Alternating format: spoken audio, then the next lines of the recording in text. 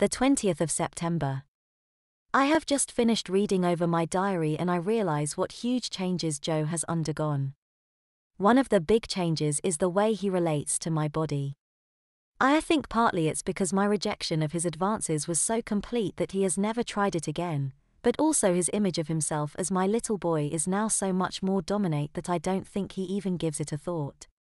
He loves my body, but he loves it in the way a baby loves a mother's body. Of course, the way I relate to his body has also changed.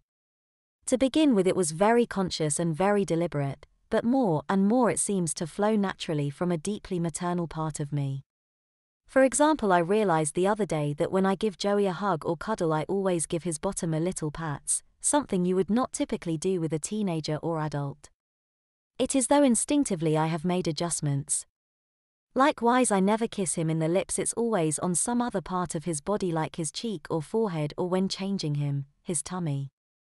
The 19th of September. Most days Joey assumes his little boy identity as soon as he steps in the house, or indeed just seeing Sue or I will usually do it. Lately, however, Joey has been preoccupied with work problems and some days I can see he finds it much harder to jettison his adult mindset. Sue and I then have had to work a little harder at helping him, not that we mind, we see it as a challenge and enjoy regressing him. On those days we will often incorporate little games like Peek, Boo, or This Little Pig Went to Market, or Inky Winky Spider, while changing him out of his work clothes into his baby toddler clothes until he is totally submerged in giggles. Sue is particularly good at this, and several times he has laughed so much that poor little Joey wet himself as we watched on, much to our amusement. Touch, along with the scent of baby oil and powder, is very powerful, especially combined with the right words. Without wanting to sound boastful, I have become even more skillful and can play Joey's body like an instrument. Every nappy changing time is a unique experience and Joey never knows totally what might happen. 15th of September. The star chart is going very well. Not only is it effective as a training tool, it builds Joey's self-esteem. Sue and I find it hard to hide our amusement at how proud he is of his star chart. Often he will just standing in front of it looking at all his little achievements or counting the number of stars he has. The other day I came into the bedroom and there he was standing in front of his chart again, and he turned to me and said with such longing in his voice, "Are you proud of me, Mummy?" It touched my heart and brought a lump to my throat. Given his failure as a man in my life, I think his star chart has become proof that at last, he is successful in my eyes, even though it is as a little boy.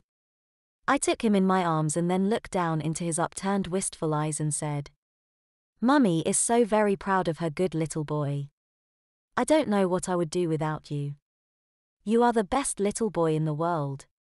The look of joy that came over his face is hard to describe. You would think I had given him the best present in the world. Perhaps I had, but the truth is I am enjoying having Joey, more than I ever thought.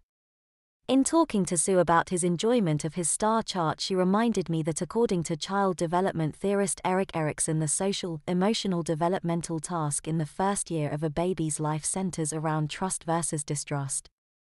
If this task is met successfully, the baby will fundamentally view the world as a safe place, a place they can trust and move confidently forward in.